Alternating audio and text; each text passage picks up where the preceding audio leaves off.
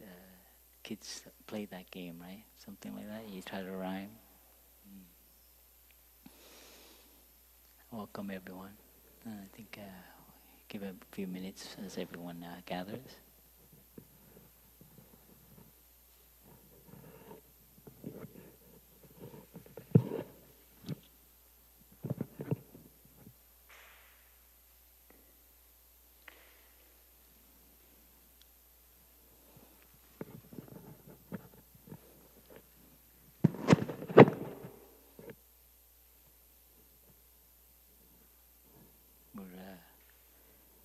We're having to adapt to modern ways.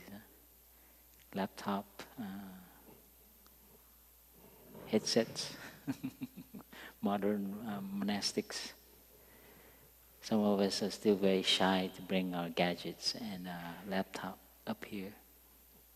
But I stopped using my notebook because I have too many notebooks now. And I use the laptop now to take notes.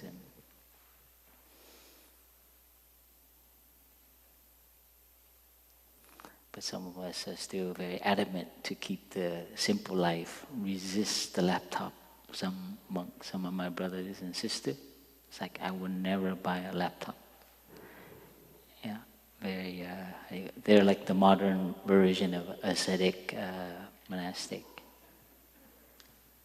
You know, no phones and no laptop.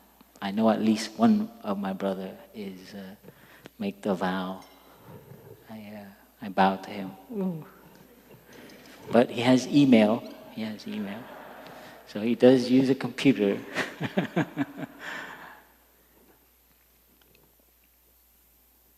Yeah, we are in a period of transition, I think, from one kind of culture into a modern technological culture.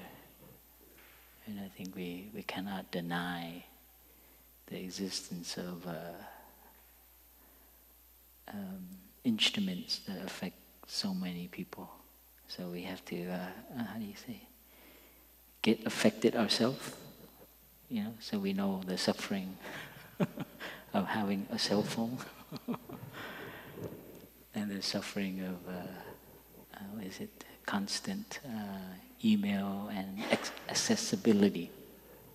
Some new discoveries of suffering that I'm discovering.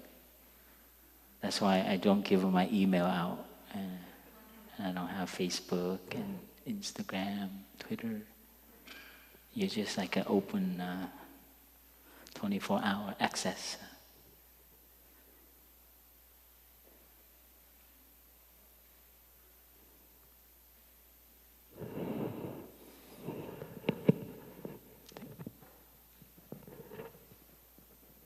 So I'm gonna make me feel like I have a headache. How many of us are here for the first time? Okay, Bill, you.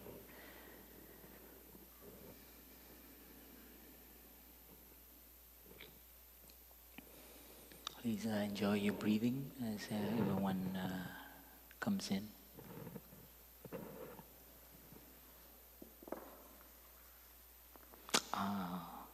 Jesus is here.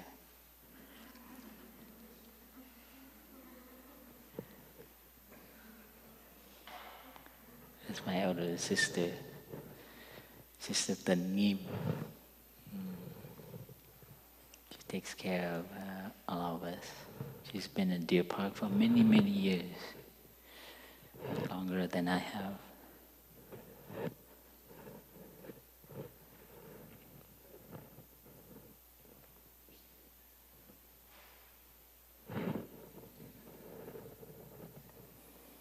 She wants to remind me that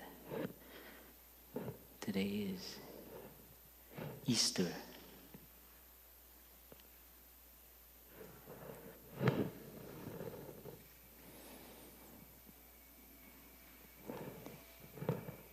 Who celebrates Easter here? Do you?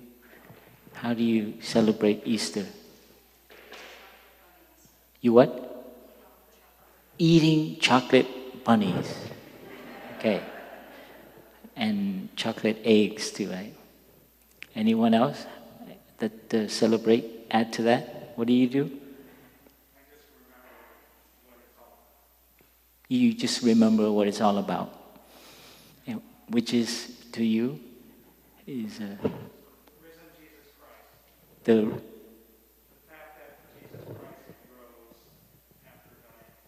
right, the resurrection. He came back to life. I think he was in a tomb, and then it's like it opened, and then they're like, "Wow, he's missing." He's like, "How do you do that?" Yeah, that's a miracle. Yeah, I know I didn't study the Bible or did any of that, but that's the story from many documentaries that I've seen. And it's that kind of mystery. I think Thay once shared about that. He shared afterwards, Jesus came back and walked among the people, among his students or his fellow, I guess his co-workers. And they didn't recognize him, right? Yeah, so they didn't even recognize him. They were like looking for him still. At first. And then Thay loves telling this part when Jesus started breaking the bread. And then someone goes, "Oh man, he breaks bread just like Jesus." And then they started saying, "Wait, well, he even walks like Jesus. He talks like Jesus. He's open-hearted like Jesus." That's the first time I heard a Buddhist monk share about the resurrection, and it was with Thay.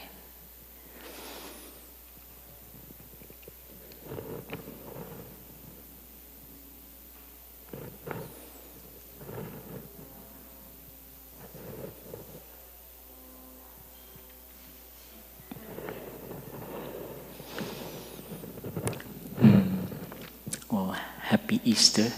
Happy chocolate eating. Happy celebrating Jesus in us, all around us. So let's take a breath, a breather with the 3 sounds of the bell. And we can come in touch with our breath, with our body, with the love that we have received from others, from the Buddha, from Jesus, from Thay, from all our ancestral teachers. We can feel their love for humanity, for all those that suffer.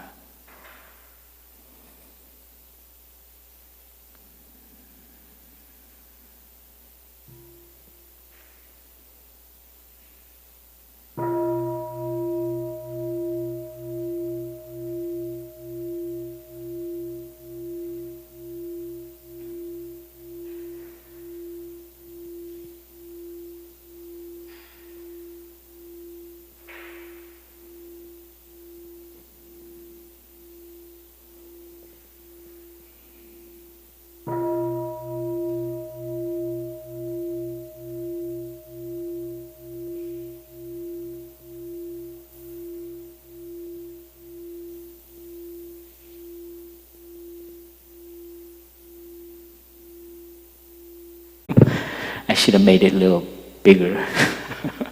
Some of our neighbors complain that our visiting friends drive too fast. So please be aware of that. And many of our neighbors now have children. Oh, I ride my bike actually usually in the afternoon of today when everyone leaves and we have lazy afternoon. I ride my bike down there to make friends with the neighbors. And I know at least 3 new families with children. And all the kids, they play together in this little front yard. And every time I see them, I stop and say hello. and they asked me about many things. The Jedi, what do you do up here? Do you know Kung Fu? And I just love the fact that they're not in a room on the internet or what are those video games, but they're outside playing with each other in the dirt, and they look pretty dirty, and I love it. My childhood was like that. Yeah. And so please, next time you come up here, remember what I share with you. How you enter the monastery, how you drive. In Vietnamese poems about the monastery there's a poem, there's a line, I don't know what poem or who said it, but it's like you have to let go of the dust. It kind of makes sense. In modern language, the pollution, all the noise of the house, the news on your radio, it's the pollution of our mind, of our body as well. And really, the atmosphere up here is really nice. So, the next time you drive up, take your time. How you enter the monastery, how you park. I sometimes hear a car go. Yeah. It's like, wow. And I hear some car they drive. You can hear it. I sit over here and I can hear some of the driving. But it's totally understandable. So it's okay. But it's just be aware of it. And I see some of you walk up as well. Come up here to join. And you can feel energetically already something, oh man, that is the dust. Oh, what a break. So that's, we each will receive whatever it is that we need. And we all have that already. All the practices here, including the Dharma talk, the eating, is for us to come in touch with the beauty that's in us, that's overlapped and sometimes crowded with a lot of thinking, a lot of pain and suffering. But there's other things. And when we come up here, we can come in touch with that. While we walk, while we eat, while we just sit alone by ourselves, or we're here with our partner, with our loved one, with a friend. How to just be yourself without the dressing. Like salad without the dressing. I shared that once. And I learned that from Thay. That it's okay, just be yourself. That's what it means, I am home. Arrive at home. So it's not about Buddhism, the Buddha, the Buddhist teaching, Christianity, Judaism, Islam, these names. They're all these spiritual traditions, these become religion, but they're all spiritual path, that human journey, the human endeavor to try to discover. And then it became a religion. We are kind of like a religion, but because we're organized and we have to, have some rituals and so on. But ultimately, it is to help us come in touch with our true home. To come in connection with a kind of life force. What I would say, our interconnection with everything. So when you feel balanced, you just feel the part of feeling happy and balance is a kind of connection.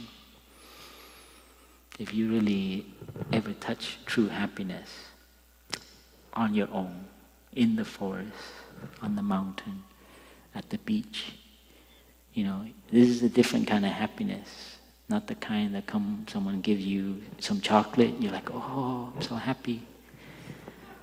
But it's a deeper happiness, a kind of stillness, a peaceful happiness. And we've all touched that. Some amount of it. So when we come, everything is to help us to be at ease, at home, and not to run. So when we eat like a free person at home. Take your time, grateful for the food. When we walk, we don't need to rush. You don't need to get there to your car or whatever. Just that moment, you're very alive. Dharma talk, the same thing. You sit there, and all it is, just be open. If you understand something, great. If you don't, it's fine. And you allow your mind to receive. You don't have to agree. You don't have to disagree. You allow your mind to be open, to be at home. Like I would say the rain touching the earth. Whatever lands, whatever comes up from the earth, it is fine.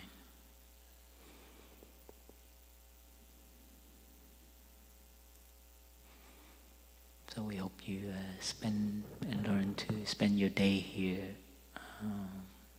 like that. With each breath we can really let go and really be in our body.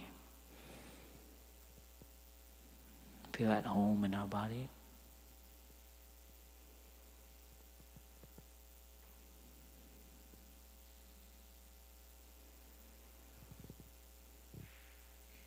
Deer Park, we just finished. We just hosted last week or so. A wake-up retreat. We had about over 100 or 100 and so young people from age of 19 to 35. So it was just a few days ago we had just young people here. And it was so amazing. I learned so much. I facilitated a group of about 15 young people, the BIPOC group.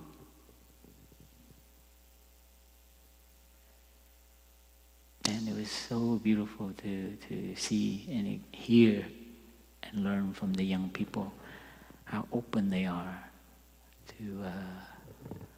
to new ways of being, so accepting. I shared with my group that I learned a new word called fluid. Fluid. You know, how many of you know the word fluid? Yeah, great. All the young people knew it. In fact, I think someone told me 10%. They said identify themselves as non-binary, non-conforming, fluid. I love it. It's so cool. Yeah, it's a challenge for some, because it's like either you're male or you're a female, a man or a woman. Actually, woman has a man in it too, right? A woman, or a monk or a nun. There's no mun and no nunk. So, we're entering I think, I'm sure it's happened in history as well, that things were having to evolve and define new categories. That's how culture works, right? Yeah, so this is very beautiful to see. And the same thing with the environmental and sustainable ways of living and reducing our impact to the ecology, to the ecosystem, to the planet. Young people like, wow, there's stuff that I'm learning that is just so beautiful. How conscious they are of plastic. What is it? First use plastic? One-time use, you know?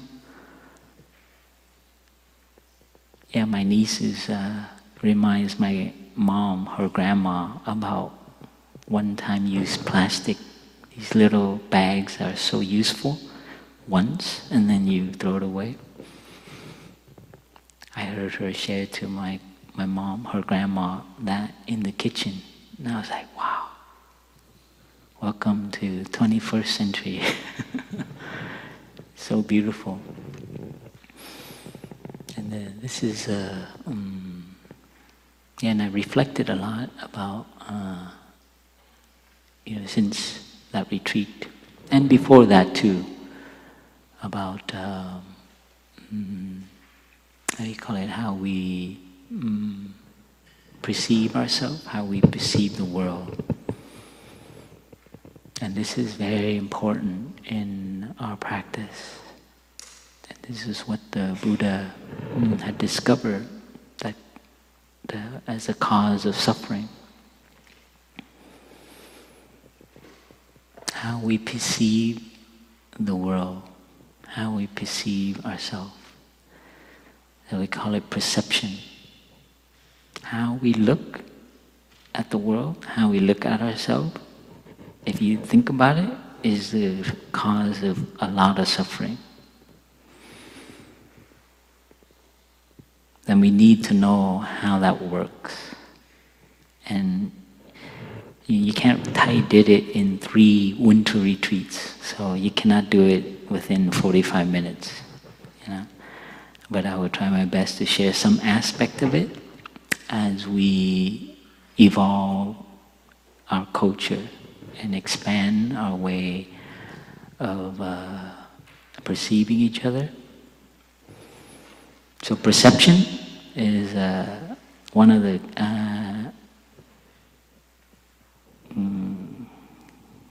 category that the Buddha identified. Very strong to what we are made of. So we're made of our body, our feelings, our perception, our mental formation, which is like the things, the ideas, the thoughts that we have, and then our mind, which is that includes everything that comes in through us, as well as our collective mind, which is the culture. So all of this, why did he look at that? Why did he identify that? As he's searching for the cause of suffering. Because if you look at the newspaper, you look at your relationship, everything, the reason why you suffer and you have arguments, your disagreements, why you're angry, why you're resentful, is because the way we look, the way we have ideas about our parents, our siblings, our children, about the world, about that group of people, this group of people. It's all because we have ideas and notions based on our perception. You see the search? I love this stuff because it's like when you read the newspaper now, when I do read the newspaper or when I look at what's happening, like Ukraine, I'm very cautious how it affects my perception. Because everything we're getting through is through US media or non-Russian media. So you have to be very careful. Because I was in Vietnam. My family escaped Vietnam. And some of you didn't grow up during that period. But if you study history, the way they talked about Vietnamese people, it's like how we're talking about the Russians now. So I'm very aware of that. I'm kind of lucky because I came from a war, so it makes me very suspicious of, or sensitive when we start to demonize other groups. I don't want to get into politics, but I'm just telling you that the mind works like that. You know, you read the news and you go, he is evil. And then what do you call it? It gives us permission for governments to kill. Don't want to get political, but I should have used a different example. As you see, some of it you go like, oh, I agree or I don't agree, based on what you have in your head. That's why we need to know how this stuff, this tofu in between our cranium works.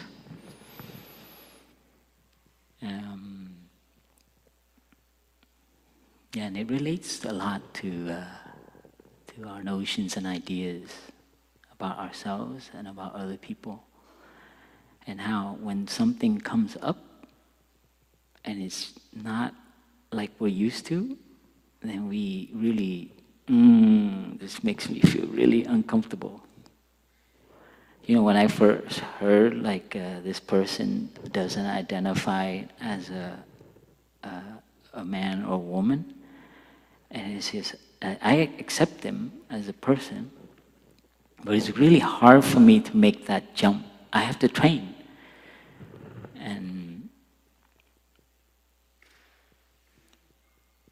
they even the language, you know, to refer to them as they rather than he or she requires retraining my mind.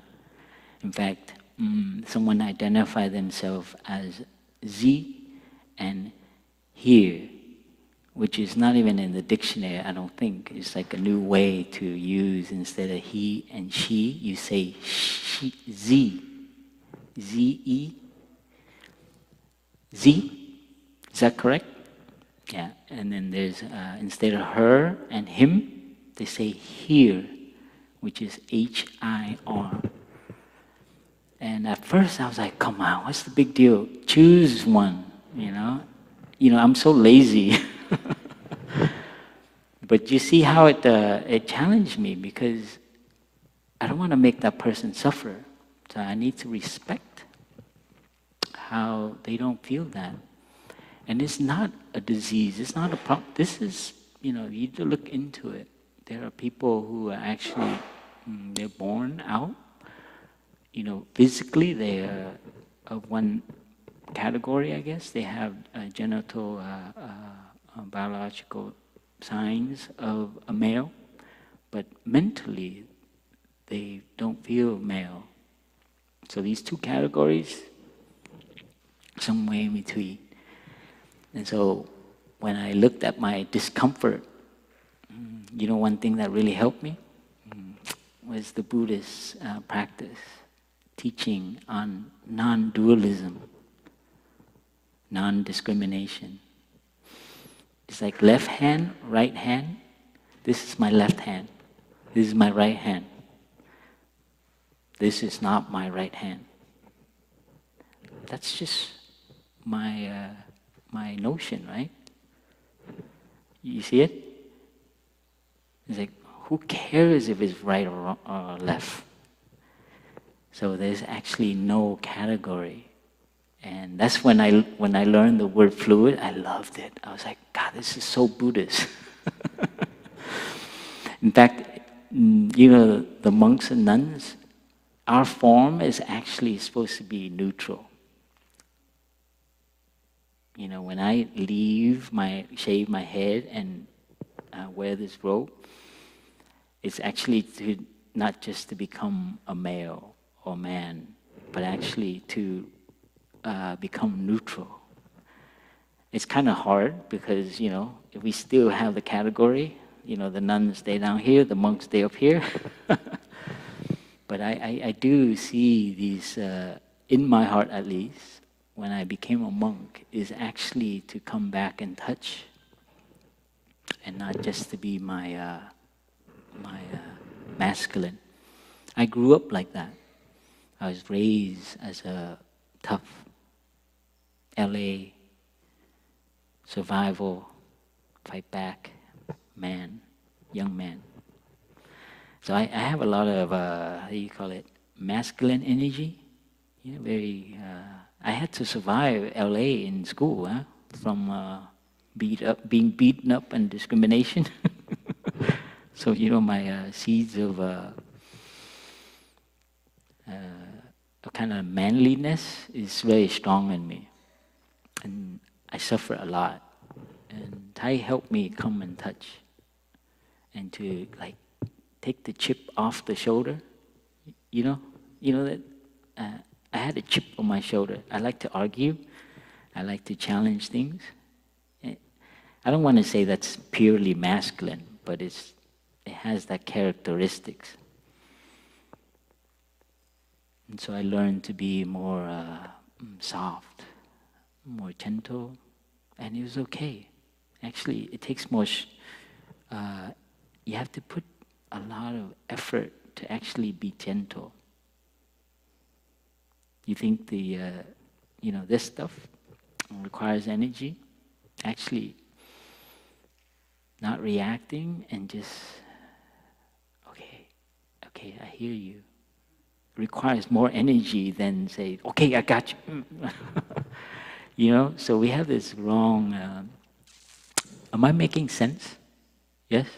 Okay, I'm just sharing with you one of my suffering that I had to rebalance, which is like this which I'm seeing a lot now on the news relating to the war. I totally identify with it. It's like pride, gotta show them. Don't show them that you're weak. Be careful. Don't show them that you have to show you're strong, or else they will take advantage of you. These kind of things, when I read the news now, there's a part of me that suffers because I see the nature of that.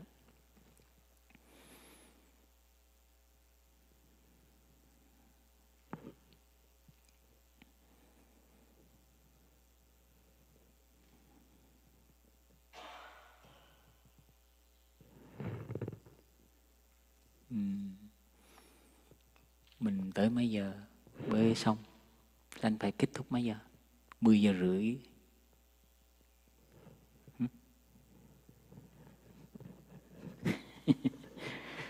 I'm trying to share a topic that's quite, but I will try.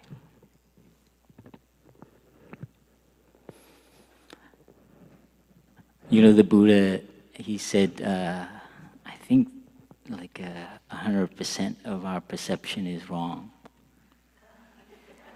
I had a hard time. I was like, come on, seriously? 100%? Thay reduced it to, I think, 99, I think. Or it was 98. I know he didn't use the 100%. He's a little bit more humanistic. And he gives us that 1% to kind of suffer a little bit with it.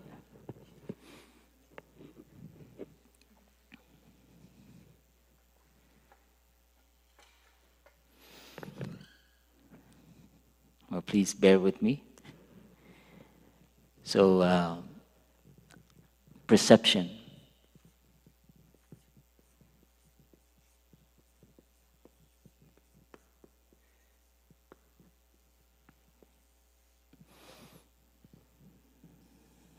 And this is the classic it's a particular way the Buddhists represent our mind, so it can help us understand. But it's not like the reality, the truth of how things work, but it's just to help us. So we have our conscious mind, and then we have our unconscious mind. or we call it store consciousness. It has all our, everything in our genes, including our biological and things that has helped us come to where we're at. They're all in here. Here, conscious mind is when these things come up and we see, right? So right now you're angry, I hit you, I say something about you, you get angry. If I say he, and you're not a he, you're gonna suffer. So that means stuff comes up because you interact with the world. Okay? And we need to know that we need to study this. So you're here to find peace, to find a little healing, to do whatever you need to do, to have a little rest, recharge your battery, and then go home and do your thing. Everyone can do what you can come here, take a few pictures, and go home, and it's fine too. But there's also something else here, and it's to learn how your mind works. That's the reason why I'm here and why I became a monk. Because just when you study this, it's amazing. You get to see how your mind works, and you can see how the world works, and you're no longer a victim. I'm sorry, it's kind of boring, huh? I see a young one there. I wish I could give you a children's talk today, but maybe I'll try to make it fun. So perception is, so we have our eyes here for 5 senses. Okay?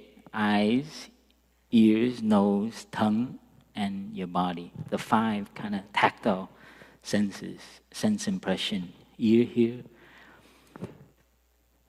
And so, like for instance, when we see something,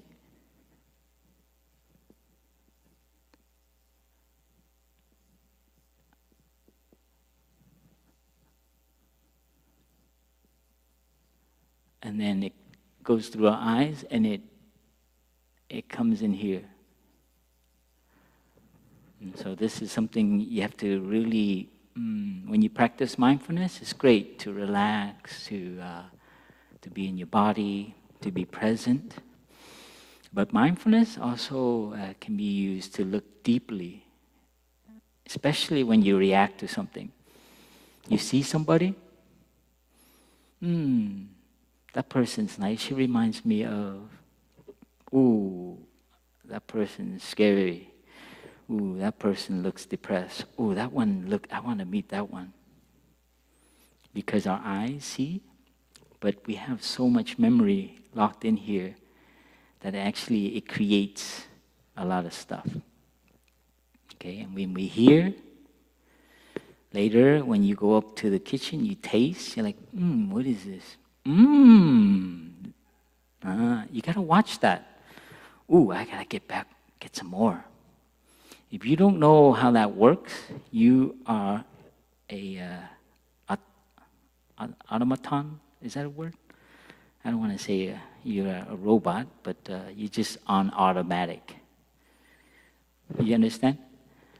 And so we need to find some time and come up for a longer stay or go home and really have time to look, especially things that make us suffer, is a good topic. For me, the entry into meditation was my father. I had a lot of resentment, but he helped me see how my mind works. So I bowed to my father. He helped me understand that my anger, my resentment, is because I'm holding on to it. Right? And I make it bigger and bigger. Because I tell and I reinforce it. So in the area of perception, there is a subject, and there's an object.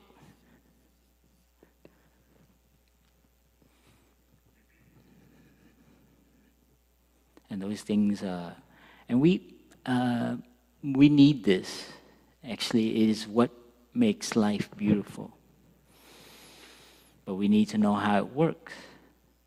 I have met people at the hospital where there's something went wrong with their brain, their mind. So they don't have memories. They don't have long-term memory. They don't have immediate memory either. It's just interaction. So in a sense, they don't perceive anymore. They just are like, they don't. If you ever want to have no emotion, that's what it would look like. There's no, and it's so much suffering. I see the family come up and they visit, and it's very painful for the family because their father can't remember anything, not even their children or his partner. So it's not to remove our perception, but it's to know how it works and which perceptions bring peace, bring loving heart, bring compassion, and which perceptions bring hate.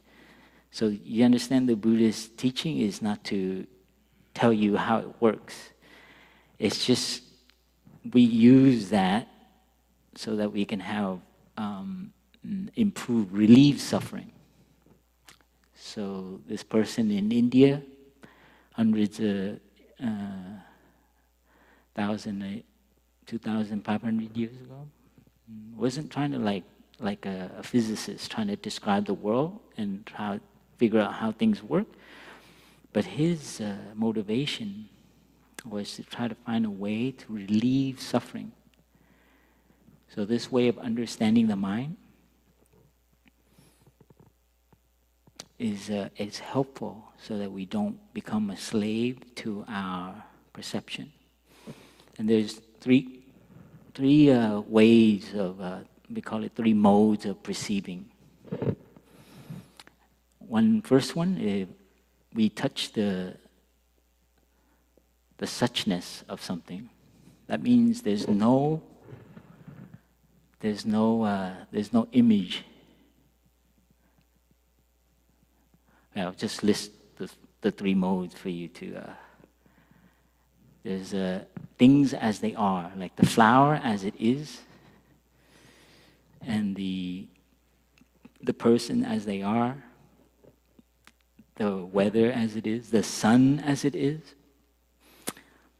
But when I reflect on that, actually, it's really very limited. That's why there's 100% of our perception is wrong. If you're into physics, who's into metaphysics? I mean, yeah. They're on the very molecular, electronic level, things are not as they are, right? Like a table is not really a table. This is, and I can understand why deep meditation, they were able to realize that yeah, actually what we see and we think is real and suchness is actually very limited. What is it? In the eye area is only a small spectrum, right? That there's so much more that we don't see. Same thing with our ear. There's things that we can't hear, but the coyotes can hear. The bugs can hear. Taste. Even mentally, that we can't pick up. There's people who can pick up stuff. My mom is one of them. She knows when we're in trouble. She thinks she does. She's like 80% right. When her eye twitches, she calls me. She's like, "Everything okay?" And I say, "Yeah, everything's okay." And I say, "Why my eye twitch?" And then she's like, "You did, huh?" Okay, and I have to look back. She's gonna hear this. She's gonna laugh. But some people believe they do that, and they get pretty good. It's like 80%. That's pretty good. I think it's something to do with the umbilical cord. We have like radar, radar dish.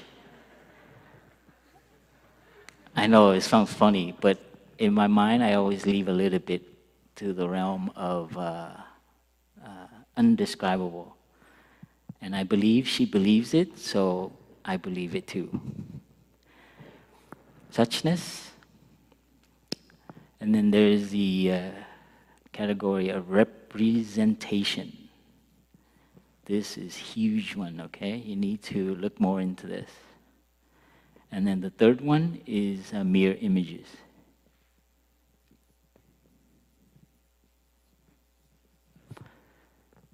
Like I said, this whole topic, Thay is covered in like many talks. So I would just briefly go through. Represent. It's funny, you misspelled represent. It's good. Representation.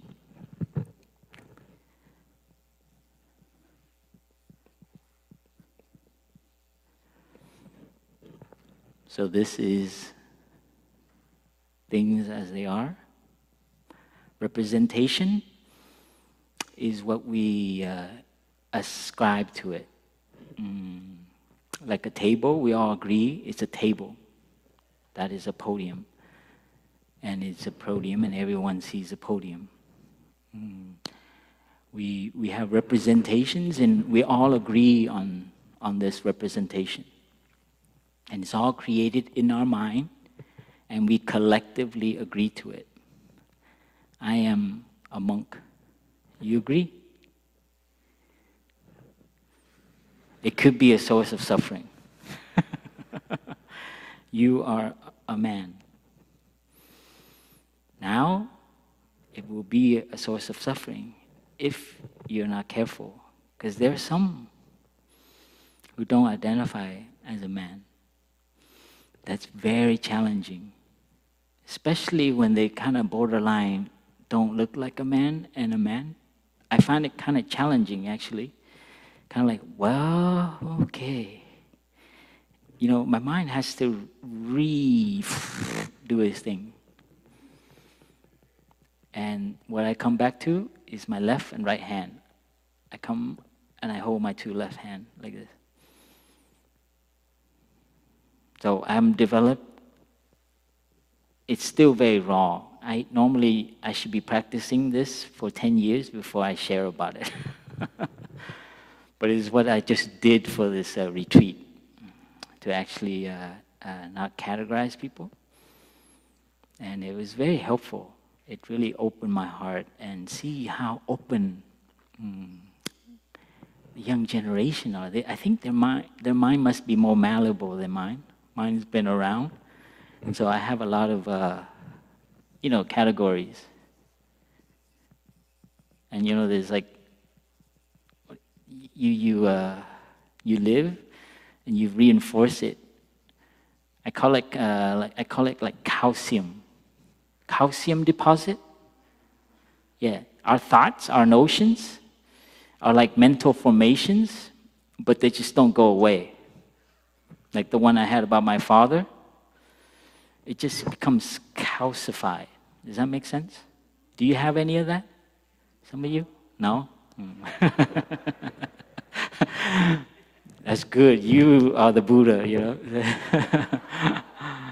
So when you don't have these categories and stuff, you can touch suchness.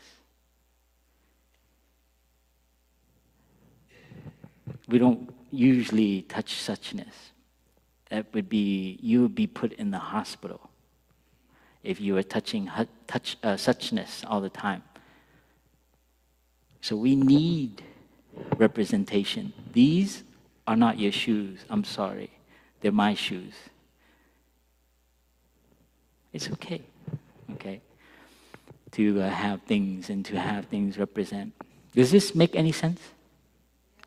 I'm sorry, I haven't touched this topic for a long time, but recently it came up as we need to bring this out to the new generation and to examine more of this so that we don't make new categories but still be stuck in a category. That's my intention. Because the media now is, the information now giving us new information, but it's also helping us calcify new categories. It's great to have new categories, but we need to know that they are just categories. Oh, I mean, you can live there and it's fine. That's also an area of suffering. Mirror images is when when these things happen in your head, and you don't need the eye or it's just in your head. Now you can close your eye and think of your loved one. So it's a lot to do with your mental, visual, what is it they call it? People who are more visual. And then there are some who are actually more literal, or how do you call it, word-oriented. They tell stories, and they have a lot of narratives, they call it. But they're also, that would probably be in representation because it's in the area of language. So that's a way of, and there's something very beautiful about that. That's part of being human, that we create stories because that's what gives us meaning. We have categories because it creates relationship. You're my father, and I am your son. And so these kind of things can be very helpful to create meaning. I think originally, before we had any of that, biologically, they probably served the function to in the jungle, right? Banana, threat. So we had to really develop our sensitivity based on our senses, right? So these serve the function. And where does how does this fit into our suffering as we categorize and we remove categories?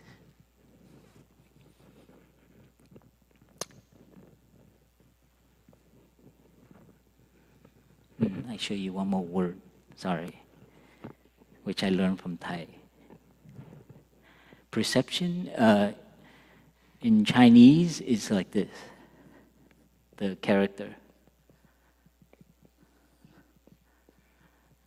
This part, it means a sign, a symbol, and this one is our mind. So perception is a sign in our mind. It's kind of cool, huh? It's a good way to remember that we do this.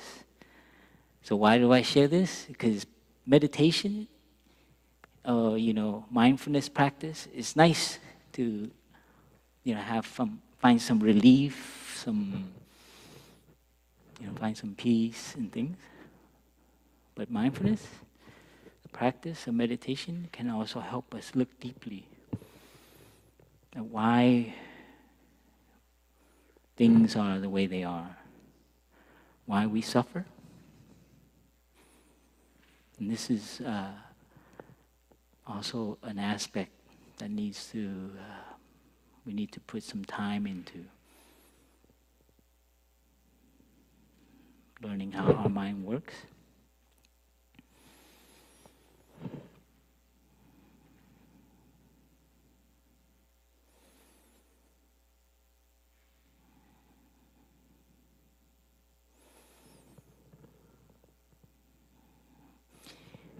There's many things related to this.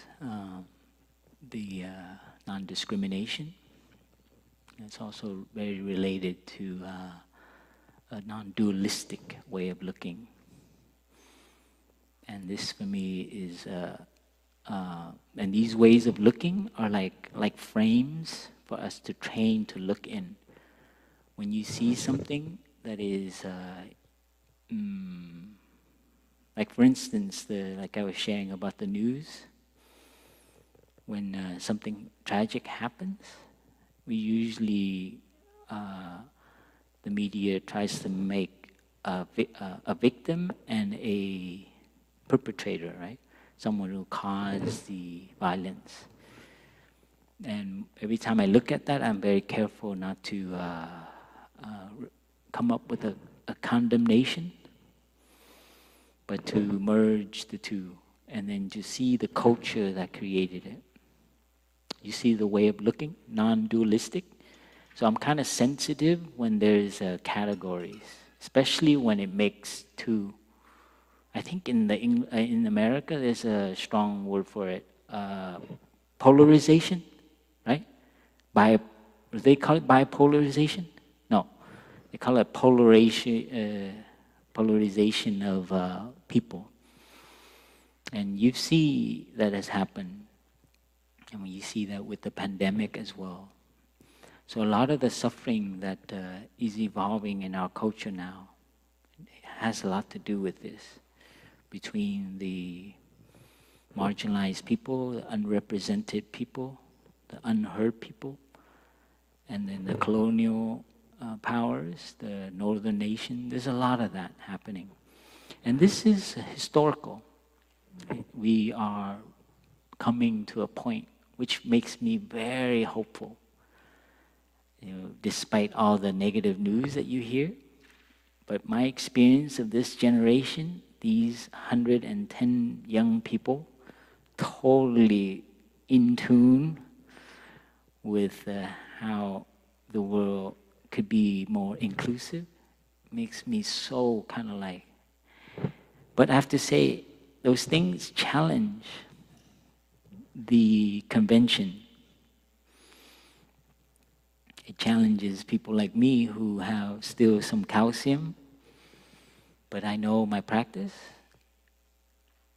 is to release some of that.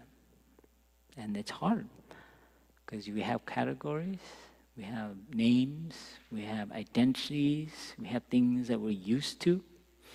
So anytime something that you're not used to, that means, it's a good topic. It is a good object for your contemplation, especially when it challenges you. And you have to say, what is it that challenges me? Why is that?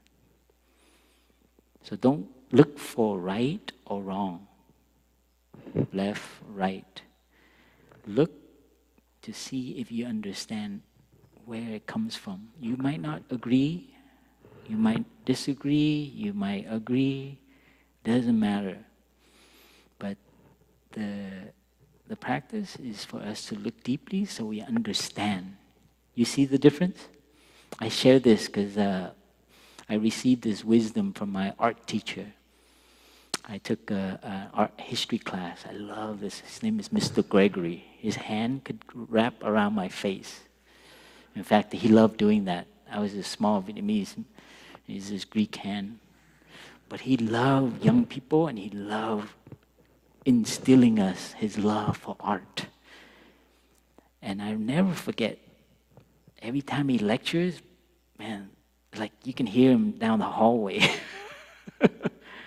And he shared with me, I think maybe the third class, like, when you look at art, don't just like or not like it.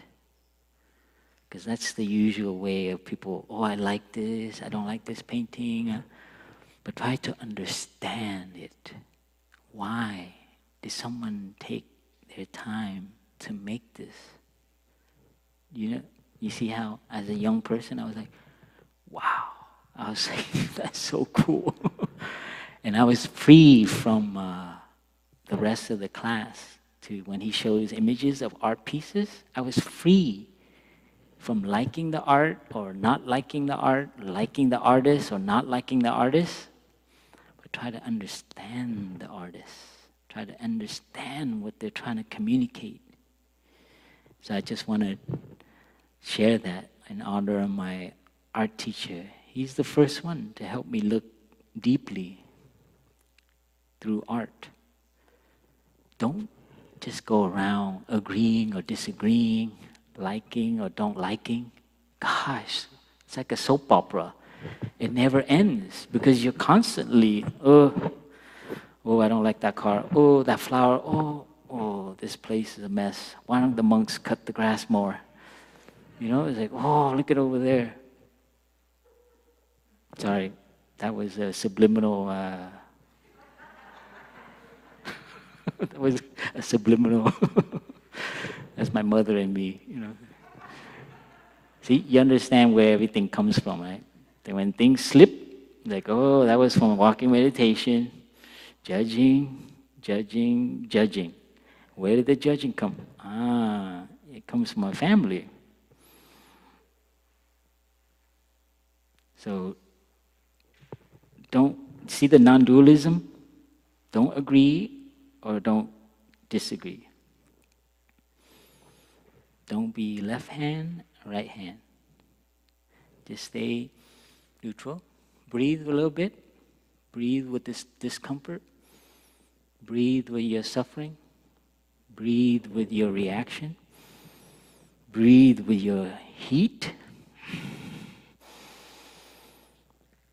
Breathe with your pain, feeling unheard, misrepresented, not respected. Be with it a little bit. Breathe with it, and you'll see.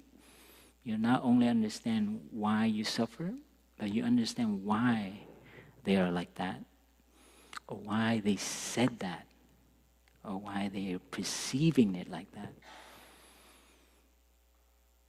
And if you do that correctly, you don't even need them to apologize. Because if you ask for that, then you will go asking for more apologies. And it will be endless. And you end up hating the world. Because there are so many who don't know how to practice. They don't know how their minds work. So when you go into society, when you drive on the freeway, just protect. The only thing you can protect is how you perceive it. And this is the secret. And we need more people like that. Non-reactive, non-categorizing.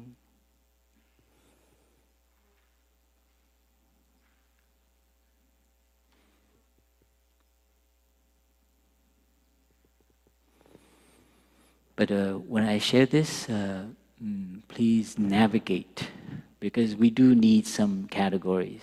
We need some conventions, right? You know, these are my jacket. I'm sorry, they're not your jacket. It's like, no, but come on, it doesn't belong to you. Many things, you know. This is a chair. Please do not eat on the chair. It's not a table. You know, these things. Somebody once in a while will come to the monastery and challenge us. You know, they'll take someone else's shoes, and I have to go chasing after him. And sometime in the monastery, you know, some monks were moving rooms and stuff, and one time.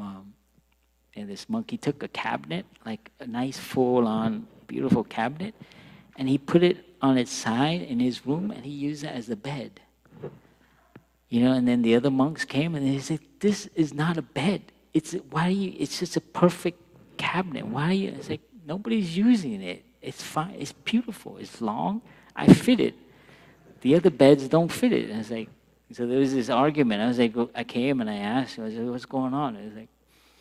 So I share with you, sometimes we, just a cabinet becomes a bed, and you're like, that is not a bed. I was like, okay, who cares? It works. Let's just go home, you know. So sometimes, remember, is to relieve suffering. So sometimes you have to just agree with the category and just move on. Okay, the secret, navigate. Not everyone is going to understand how it works. So now you know how it works. You know why they perceive the way they do. They didn't get the teaching yet, and not being caught by representations. and categories. So you let go, you're like, okay, that's an apple. I agree, even though it tastes like an orange. There are moments like that in our family, in our workplace. And so please do your best to navigate and to have more compassion, to more space for those who are not exposed to this. This is a very, very brief sharing on this. If you want to learn more, Thay wrote 2 books on it. One called Understanding the Mind. I have that next to my bed. And the other one, Buddha Body, Buddha Mind.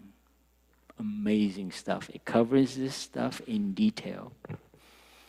And so please, come to Deer Park to find relief, to find whatever you need to do, but also look and learn and study so that you understand the aspect of looking deeply of why we are the way we are, why the world is the way it is, and we can find new ways. So we help open up a little bit and, mix up the new categories. That's my,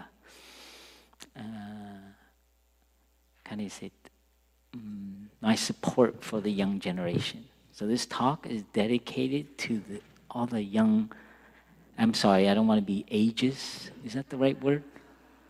I'm very sensitive now with these new categories. Like everything you say, oh my God. It's like, I recently said, I described someone as Mexican. And it's like, you cannot, how do you know they're Mexican? And it's like, I talked to him. I was like, no, but don't label them. I was like, okay.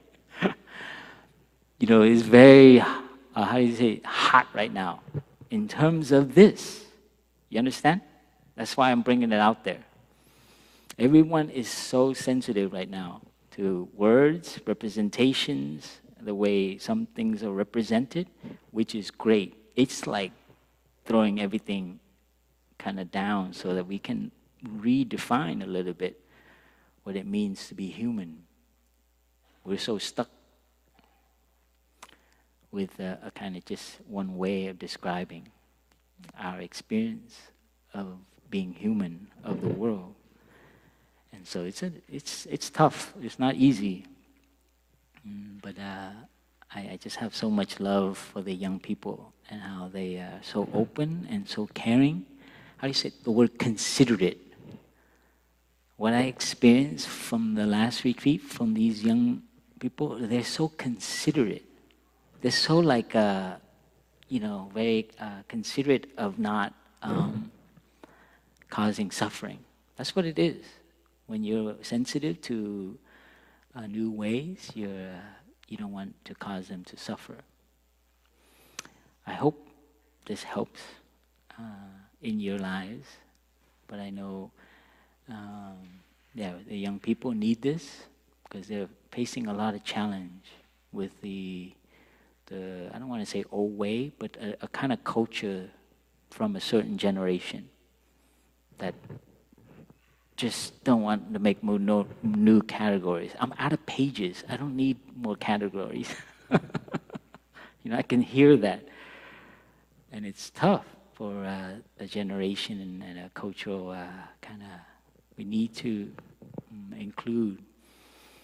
And so we don't cause our young generation, our young people suffering.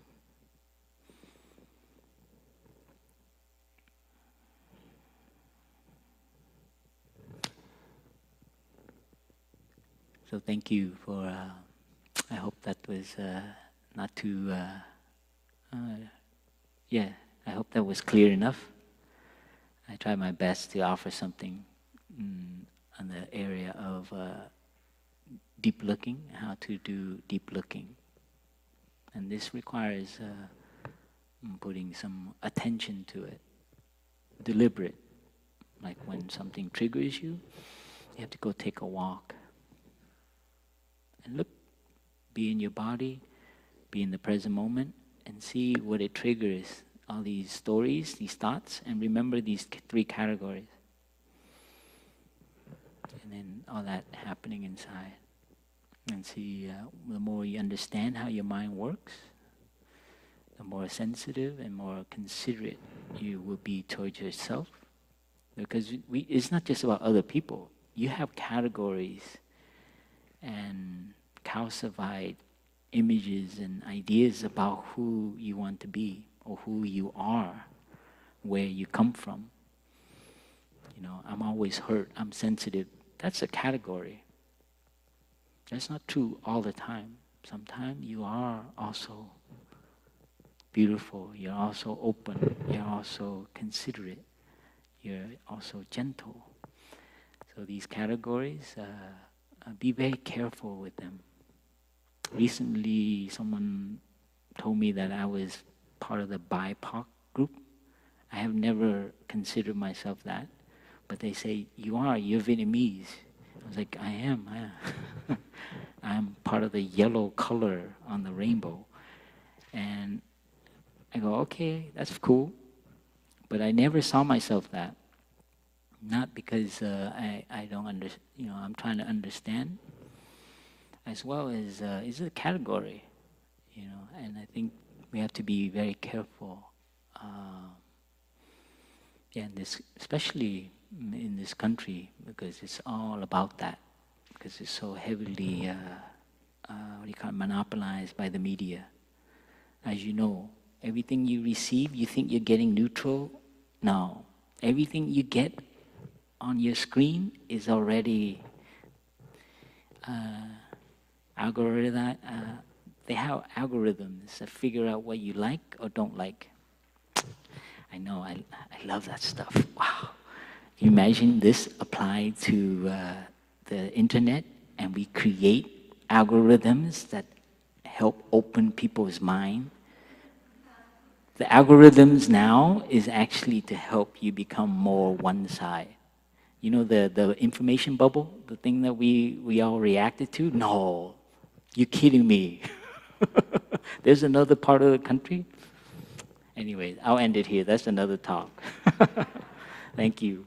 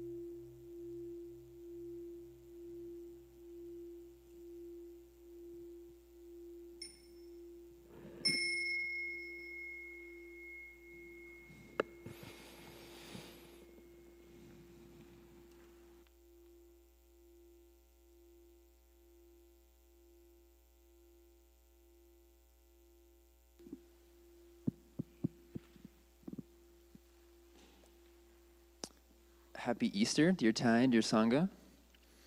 Let's give Thay Phap Dung some flowers for his wonderful Dharma talk. Yeah. And chocolate.